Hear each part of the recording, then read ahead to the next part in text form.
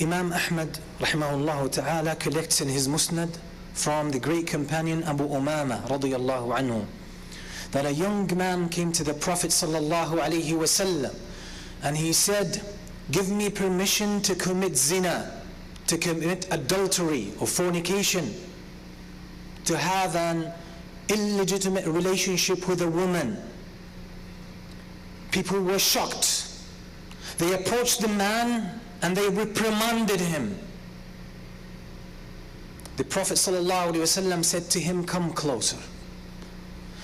The young man comes and sits in front of the Prophet ﷺ. The Messenger ﷺ asks him, do you love it for your mother? Would you wish it for your mother? He said, no. He said, and other people as well don't wish it for their mothers, this kind of relationship. Do you wish it for your daughter? He said, no. The Prophet ﷺ said, people as well don't wish it for their daughters. Do you wish it for your sister? The man said, no, I don't wish it for my sister. The Prophet ﷺ said, and so people don't like it for their sisters. And do you like it for your aunt? He said, no. The Prophet ﷺ said, and likewise, people don't like it for their aunts. Then the Prophet ﷺ placed his hand on the man's chest and he says, oh Allah, forgive his sins, purify his heart, and protect his private parts from committing zina. Then the narrator of the hadith, Abu Umamah, says, from that point on, there was nothing that person hated more than getting engaged with zina or an inappropriate relationship. What is the point behind this? The immediate response of the people around the Prophet ﷺ is, they were shocked at the notion that a man is seeking permission to commit one of the major sins. What was his response? The people's response? It was to speak harshly to him, to tell him off, to put him in his place. Yet the Prophet ﷺ could read the situation deeper than that. He could see through that person, and he responded accordingly. In a sense, the Prophet ﷺ was responsive to the situation. Rather than providing a standard or a robotic or a pre-programmed kind of response, the Prophet ﷺ could read the situation and respond accordingly. And every situation in life places a demand on us that we understand it and we respond to it accordingly.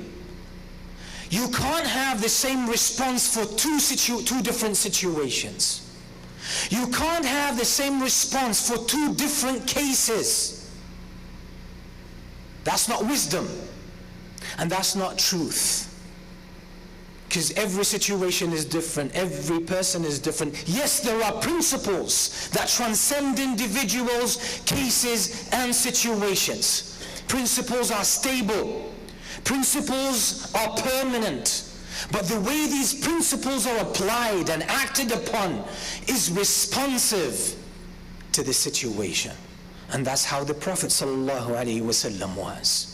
The Messenger ﷺ, on a few occasions, he was asked the same question by two people on two different occasions, and he gave two different advices. Why?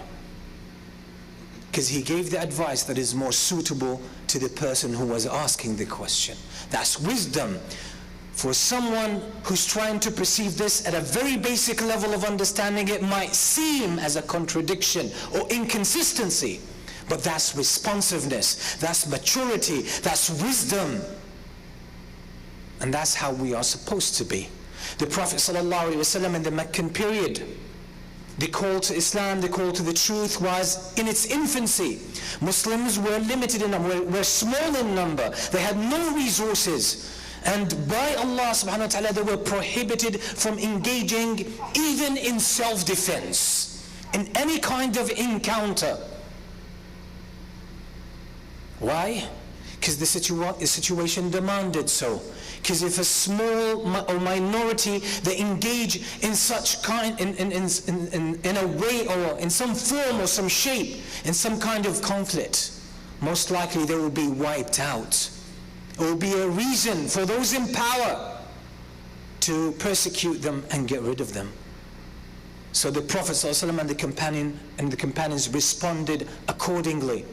Then the Muslims migrate to Medina, completely different circumstances. The balances of power have shifted. And what happened? The Muslims' public policy shifted accordingly. The principles remain the same. The ethical principles will never be compromised. But there is a level or a layer of practicality for how the principles are played out in the real world. And it takes a lot of maturity. It takes a lot of knowledge of the situation. It takes a lot of skill and insight to be able to handle such situations. And thus, a novice or someone who just started learning or studying or figuring out any field, all they know is the principles, and they don't know how they translate on the ground. And thus they would assume all situations are to be treated the same. We know that in Islam, and the companions knew very well that in Islam you're not supposed to come up with something in religion, something new, make up something new, an innovation. This is called bid'ah and misguidance. Yet, after the passing of the Prophet ﷺ, Umar ibn al-Khattab approaches Abu Bakr, who was the leader, who was the caliph of the Muslims at the time. Umar ibn al-Khattab approaches him and he says, I think we need to put the Quran in one copy. One written copy. We have the Quran, it's here, it's there. It's written in different segments and parchments. It's memorized by a great number of the companions. But we need to put it in one copy that becomes the standard copy. Because the Muslims are dying in battlefields. People who are an authority in the memorization of the Quran, the documentation of the Quran, they are dying. I could see down the line, years down the line. What we take for granted could be at jeopardy. Abu Bakr said, how come I do something the Prophet ﷺ did not do? كيف أفعل شيئا لم يفعله رسول الله. How do you want me to do something the Prophet ﷺ did not do? And it's a great thing. Put the Quran in one copy, one written physical copy. How do you want me to do it? That wasn't the norm. It wasn't the way the Prophet ﷺ handled the Quran. How do you want me to do it?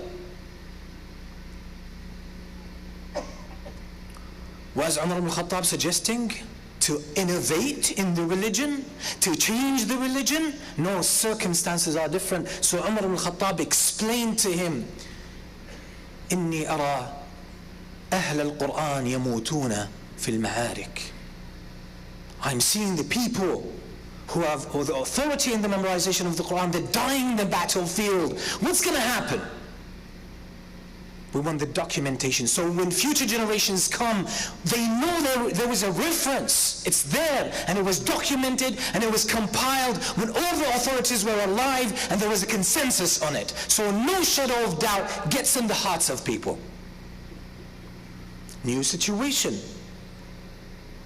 There's no compromise on principles, but there is responsiveness to the demand of a specific condition or situation. That's what we want. And that's what Islam calls for. Today, look at the Muslims today. Muslim minorities live